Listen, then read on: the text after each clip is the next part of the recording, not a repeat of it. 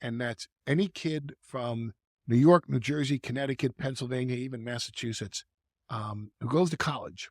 And if you go to college and you take mass transit, take a municipal transit. Oh my God, I can't believe I can't. Take a bus or subway. Right, take a bus or take mass transit. Mass transit, and you take it to our office. We will cover the cost because it's inexpensive. Now, if you take your own limo, you drive your own car, you take a rent a car, you take a cab, you're on your own. Right. But if you take a bus or a subway and you come to our office, we'll reimburse you the cost of that mass transit, and we also feed them. And we have all these to participate in your think tank. Yes. So Jesus, I mean, how many people are getting in a think tank? 75, 150. So where are you holding this? I mean, in our office, we have the whole fourth floor. Okay. We have a pretty nice big office in Gramercy, and we cater it. You know, right. Pizza, right. the local Korean barbecue place, hamburgers, whatever it is, and we talk about everything with these college kids. You have to be assertive enough or aggressive enough or ambitious enough to come see us to begin with. Mm-hmm. So here you have these assertive, ambitious college kids from NYU, Columbia, Hofstra. We've had kids come down from Yale, from Connecticut, Harvard, and community colleges too. I don't care. We're not snobs about this. As long as you're in college and you take mass transportation to our office, we'll reimburse you. And if you don't take mass transportation, you're welcome to come in. We'll still feed you, and we talk about everything. So, but it's a think tank to generate ideas to use on Heyman Hustle?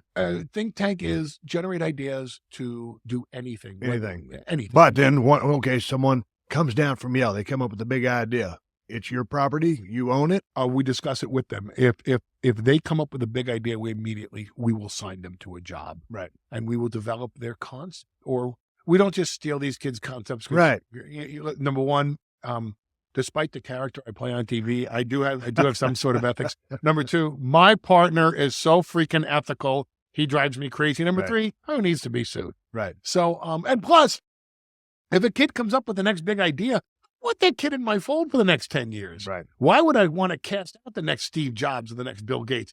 Why would I want to be the guy that gave him his biggest break? I gave you a small break when you were already known, and to this day, look how nice you are to me.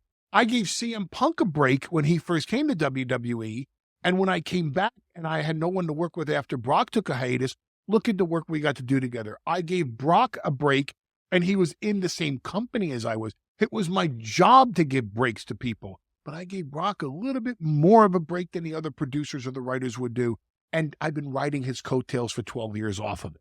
Wouldn't I want that for the next Steve Jobs or the next Bill Gates or the next Eric Schmidt or whoever the next or the next Zuckerman, whatever, Mark Zuckerman? Of course I would. So when these kids come in, we talk about sports, we talk about women, we talk about technology, we talk about politics, we talk about music. I'm 48 years old.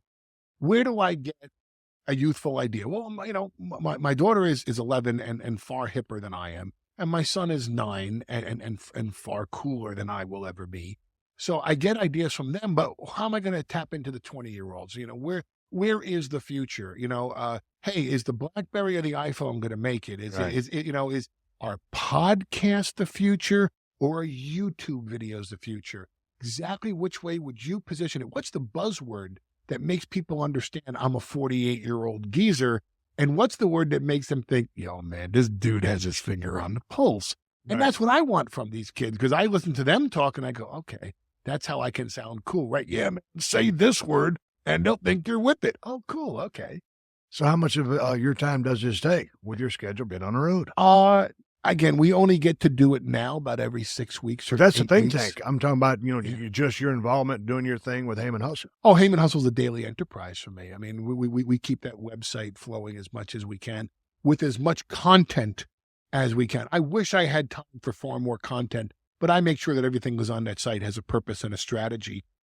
And that's to drive people to be interactive with us on the Twitter or on the Twitter. See, that's right there. That's a no-no. Yeah. On Twitter. It's like when Twitter first came out, I sat down and I kept telling my guy, listen, post this on Twitter. And finally, one of these kids pulled me aside and went, you don't post things on Twitter, you tweet them. And I was like, yeah, well, that's what I meant. You tweet that on Twitter. you know? And so, I mean, that, you know, When did you start your Twitter account? Steve, I really don't know. But did you jump on it as soon as it came out? Yes. Oh, you did? Oh, right away. For me, I was like, I saw it going down. As I was sitting, here's this new social media thing called Twitter. And when you send a message, it's called a tweet. And I thought, how ridiculous is this? It's a tweet, really? And I'm Stone Cold Steve Austin, big badass, tough guy. A couple years goes by. At some point, I've got to jump in. You know, I'm old school, stuck in the mud. So I formed my Twitter account, Steve Austin BSR, talking to Heyman Hustle here. But so now I really enjoy it, but I never knew it would evolve into what it's evolved into. Well, It's a really good chance to, communicate for me at a grassroots level with my fan base. It's a text message that you're sending out to the entire world. Right. And that's how I look at it. You know, it's, I mean, I got it because I had a bunch of kids around me who were doing it from its very infancy. You know, I mean, you think about this again, we were talking about earlier, just how fast technology moves. And different platforms and you know, the choke points are content and financing and distribution. Think about this. There was no YouTube before 2005. Really? See, do you even remember a day where YouTube wasn't around? Not really. Right. It's like, it's like, It seems like it's been here forever. of course, you know, and again, we come from an age where, you know, people would say, hey, fax it to me. Right. Anybody who faxes anymore, everything is email or, you know, I'll text it over to you. You know, and what did people do before faxing? What did people do before cell phones? I mean, I hate to admit it because I'm an old man now, but I actually remember the day when there were rotary telephones. Yeah, you know? I do too. Right. I told I was on the phone with someone the other day, and a lady told me, she goes, I can scan it to you, or I can fax it to you. So I give out my fax number. And she calls me back a couple hours later. She goes, I've been having a hard time getting this fax through to you. So I told my wife, I said, I give out the fax number. I said, I can't get this fax. I said, you can get the machine plugged in? She said, Steve, I stopped the fax number 2 years ago. 2 years ago, she deleted our fax number. So, I mean, nobody told me. I'm just paying all the damn bills. But I'm still stuck in the fax age. Do you have a home phone? I still have a hard line just for the hell of it. You? See, well, my kids and I live in my dad died last June. So we've taken over my parents' house. Right. So I still have his old office line in the house, but nobody calls it. Right. Nobody uses it. I think the only person that calls it sometimes is I call it when everybody's cell phone in the house is done. Right. Because, you know, cell phones are not just for communication anymore. It's for Angry Birds. It's a camera. Yeah. It's a video camera. It's a playback machine. It's everything. You know, cell phones are not just cell phones. So when they burn out their cell phones, I call on that one line, Right. and then usually nobody answers, and 5 minutes later, they call me back from their cell phones. Yes, I use a hard line. I never answer that phone. When someone asks for my phone number, I give out my cell phone number to the select few that give it out to. I said, this is my lifeline. See, I have a hard line, but I don't answer it. It's connected to our front gate. If someone's standing out there to push the button, then that phone rings. I know it's a UPS guy and he's got a delivery. So, hey, is that cell phone number, just so I check, is that 281 3?